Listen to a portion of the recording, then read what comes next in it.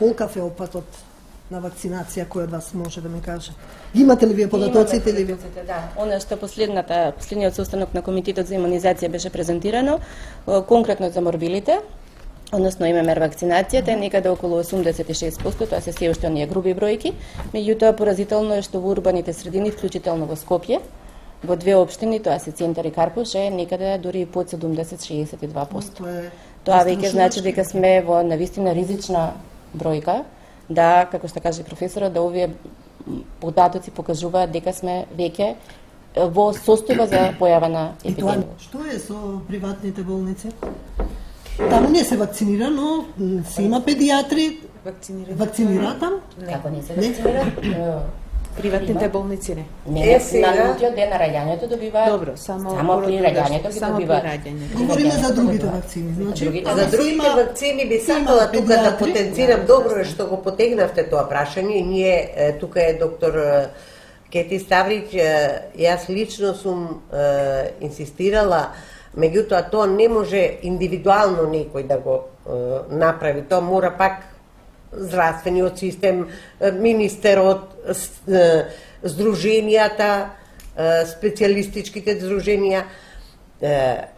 Ние, кога се прошири оваа антивакцинална кампања, ги повикувавме, тоа се наши колеги, јас немам ништо против нив, комуницираме и денеска и со нив и соработуваме, меѓутоа не можев ни тогаш, а не можам ни сега да си објаснам зошто дали некој клиентелизам беше во прашање, кога нас ни доваѓа од таму децата кои по приватните родилишта одат, ги примаат тие вакцини и потоа ги прифаќаме ние. И кога ќе инсистираме ние зошто не доваѓате редовно на вакцини, па знаете, педијатарот ни кажа да ја пролонгираме малку таа вакцина. Ама зошто? Ќе се јавиме кај колегите. Ама знаеш, тој е бизнисмен, тој е ваков, тоа се работи кои не се издржани, кои не треба да ни се случуваат. Значи, вината е на многу места. Мислам, тоа не се случуваше само со приватните. Мора да кажеме дека и во нашата фила за вакцините. Кога јас конкретно ќе кажев, зошто не го носите детево на вакцина, пролонгирате. Ама знаете, тој доктор ни рече и сега ја ќе му речем, добро, колега, зошто правиш вакви? Мислам, ајде, може би јас не знам, убеди ме ти во нешто што знаеш ти повеќе, па да се убедам и јас да знам дека не сум во право да се коригирам од ти. Само така низ размена на мислење може да стигнеме до некој успех поголем.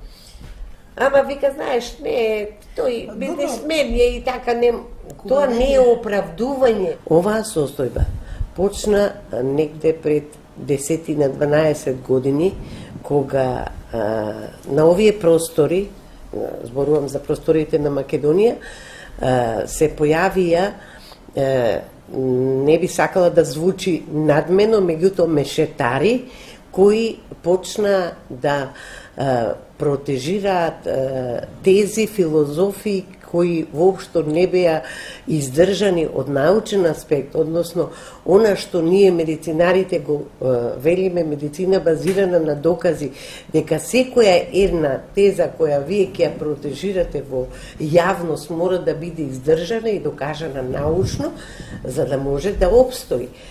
Почна со не сакам да бидам погрешно разбрана, меѓутоа известната Сладјана која дојде на овие простори и шеташе по Македонијава и разглабаше тема која не беше базирана на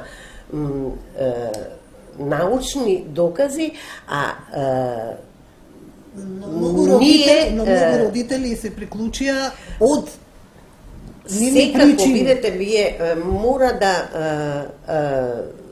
ги разбереме и тие родители кои се приклучиле, затоа што то беше толку така, да речам, како торнадо. Како се справувавте тогаш директно? Ви се одбива? Видете да ви кажам, јас работев во здравствен дом Железничар и верувајте, првите неизини настапи, да речем, во трајање од негде 3-4 години, ние успевавме да ги амортизираме, што би рекла народно, за да може да не разберат гледачите, затоа што навистина се уште имаше јак, да речам, здравствен систем, поддршка од Министерството за здравство, поддршка од детската клиника, поддршка од колегите, од, да речам, цела Република Македонија, и немавме проблем. Меѓутоа, како се развиваше IT технологијата,